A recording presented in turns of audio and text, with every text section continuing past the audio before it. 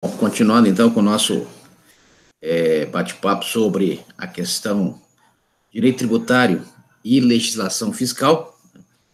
Direito tributário constituindo aí uma fonte, né, uma fonte de custeio das administrações públicas, dentro daquilo que prevê o artigo 18 da Constituição Federal, quando divide em esferas. Então, nós temos a administração pública tributária federal, a administração pública tributária estadual, que é representada aí pela Secretaria da Fazenda, e a administração pública tributária municipal, que são as procuradorias. E a administração pública federal, nós temos a Lei 11.457, que é a Secretaria da Receita Federal do Brasil. E nós temos aí também o aspecto fiscal, né? Trabalho com aspecto fiscal, ou seja, o que é? Na verdade, aspecto fiscal é aquele aspecto que traz que, uma vez que a pessoa, o contribuinte ou o responsável, né, o sujeito passivo, conforme prevê o artigo 121, inciso 2º, da Lei 5.172 de 66, que é o nosso Código Tributário Nacional, a pessoa não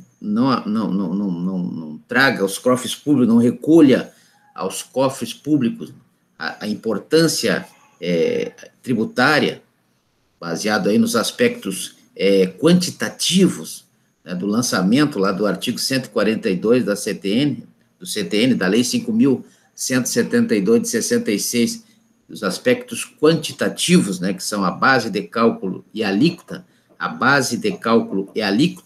Então, nós temos aí, quando a pessoa não recolhe, então ela é inscrita na dívida ativa, nos termos do artigo 201 da Lei 5.172 de 66, e aí teremos uma ação de execução fiscal, e o processo correrá pela Lei 6.830, ou seja, o processo ele é um processo diferente daquele processo de execução cível, quando uma pessoa, por exemplo, cobra alguém, e se alguém não paga, uma vez que ela tem um título certo, líquido, exigível, nos termos do que prescreve o artigo 783 da Lei 13.105 de 2015, ela poderá, então, ajuizar uma ação de execução.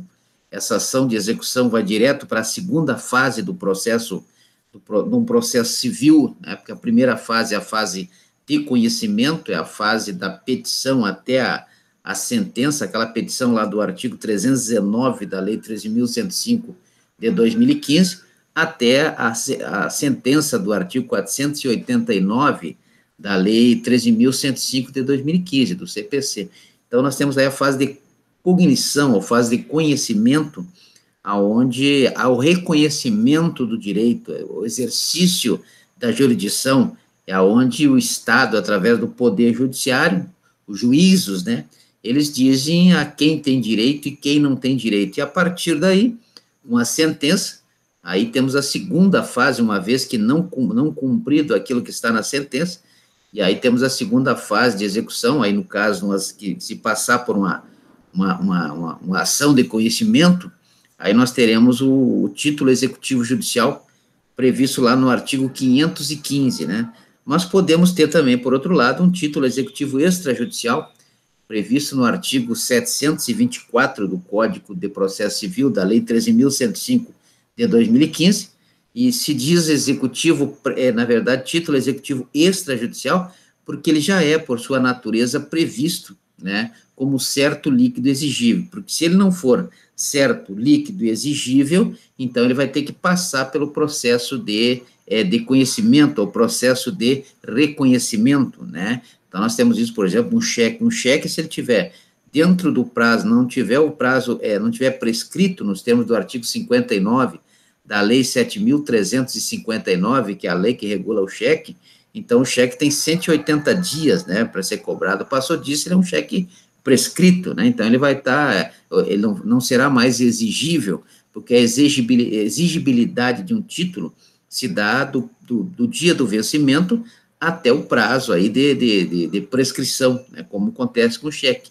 Então, se passar desse prazo, ele não será mais um título exigível, pode ser certo, porque está previsto na lei, né, ele pode ser líquido, porque tem um valor X lá, R$1.000, R$2.000, R$3.000, né, mas ele não será exigível porque já estará prescrito. Aí tem que entrar, então tem que ajuizar uma ação no processo de reconhecimento, o primeiro dos processos, processo de cognição, de conhecimento, né? Onde nós temos aí a análise de um mérito. O mérito é a causa de fato, a causa de direito, e aí será analisado aí através dos instrumentos probatórios previstos lá no artigo 373 da Lei 13.105 de 2015.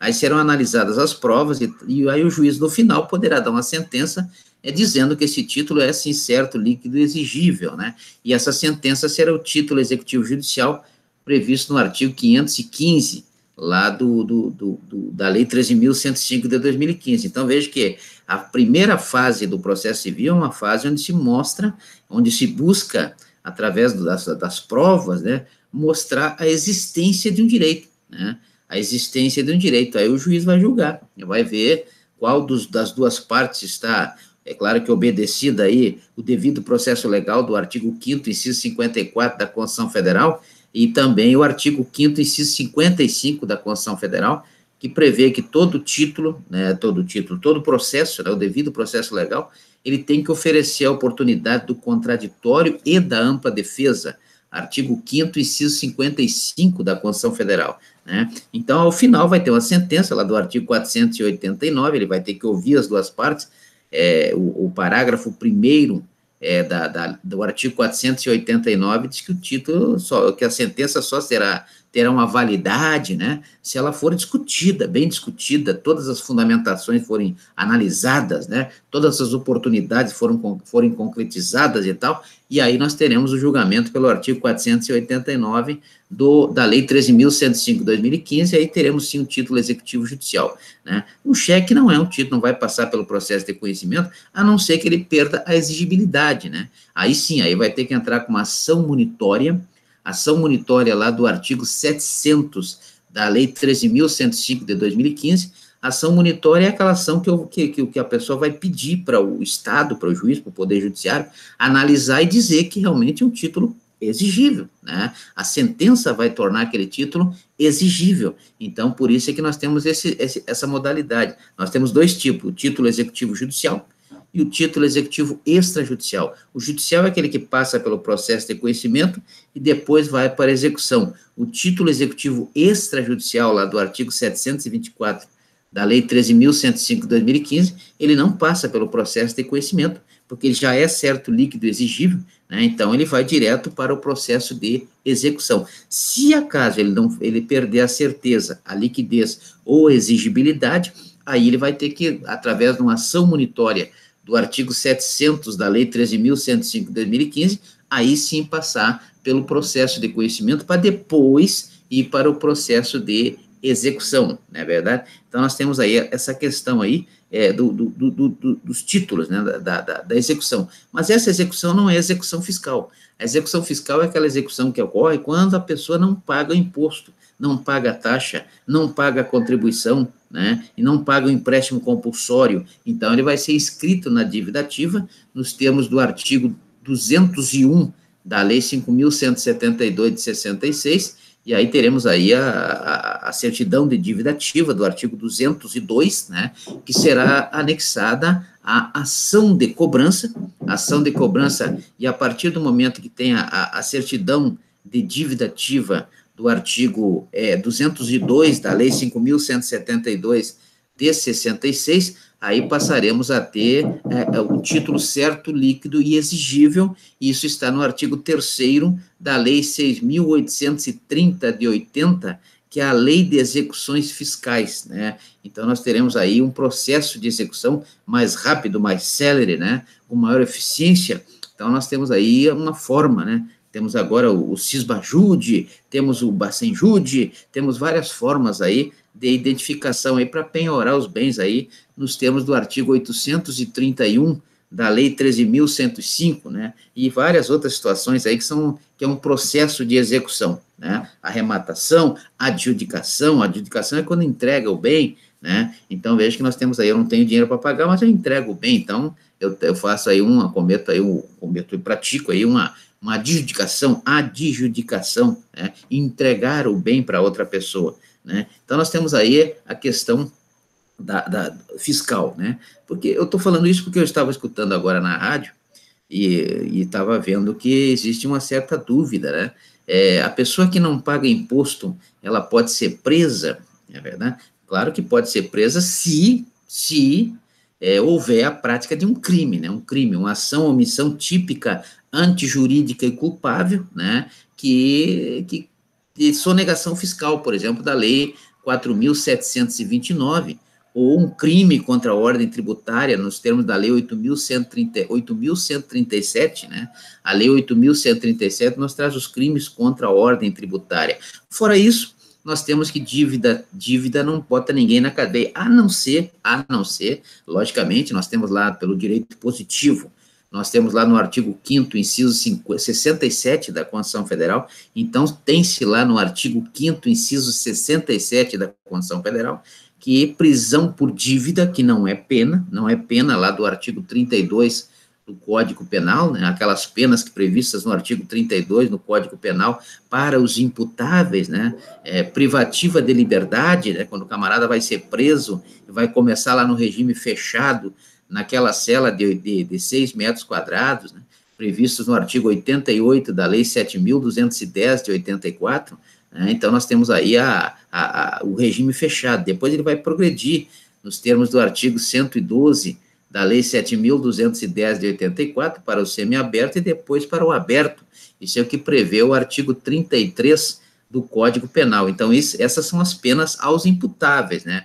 Porque se for inimputável, por exemplo, enquadrado no artigo 26 do Código Penal, artigo 26 do Código Penal, né, a pessoa será inimputável, portanto, não poderá sofrer pena, vai sofrer medida de segurança, né? A medida de segurança é um tratamento, né, conforme prevê o artigo 175 da Lei 7.210 de 84, e também prevê o artigo 40, na verdade, prevê o artigo 96 do Código Penal. O artigo 96 do Código Penal prevê a medida de segurança. E se for menor de idade, menor de 18 anos, nos termos do artigo 228 da Constituição Federal, nos termos do artigo 228 da Constituição Federal, ele também será inimputável, porque ele será inimputável por ser menor, né? Então, ele vai sofrer medidas socioeducativas lá do artigo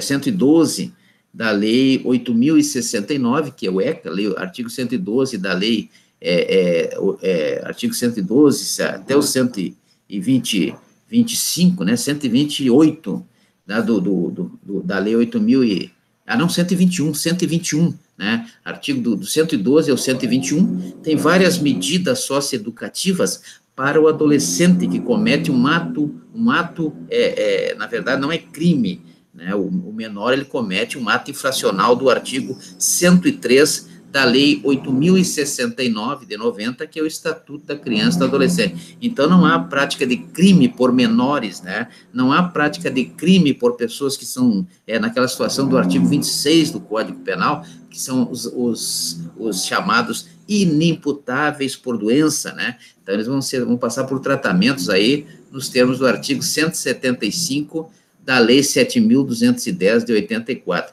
Então, veja o que pode ser preso, mas se praticar um crime, né? Uma vez que condenado, porque lá no artigo 5º, inciso 57, diz que ninguém pode ser considerado culpado sem ter uma sentença penal condenatória transitada em julgado. Certo? Quer dizer, o camarada tem que passar pelo devido processo legal e, ao final, sofrer uma condenação na sentença do artigo 381 do Código de Processo Penal, né? E aí, quando transita em julgado, ele poderá ser preso, então, né? Poderá ser preso pela prática do crime tributário, ou seja, crime contra a ordem tributária da Lei 8.137. Depois nós vamos conversar mais sobre essa Lei 8.137 e também sobre a Lei 4.729, que é a Lei de Sonegação Fiscal, né? Agora, no mais, não pagar um tributo é uma dívida. Uma dívida não vai preso, só vai preso, nos termos do artigo, pelo direito positivo, nos termos do artigo 5º, inciso 67 da Constituição Federal, se for ou alimentante, né, não pagar os alimentos, por exemplo, da criança, É claro que ele pode ser, inclusive, condenado criminalmente, quem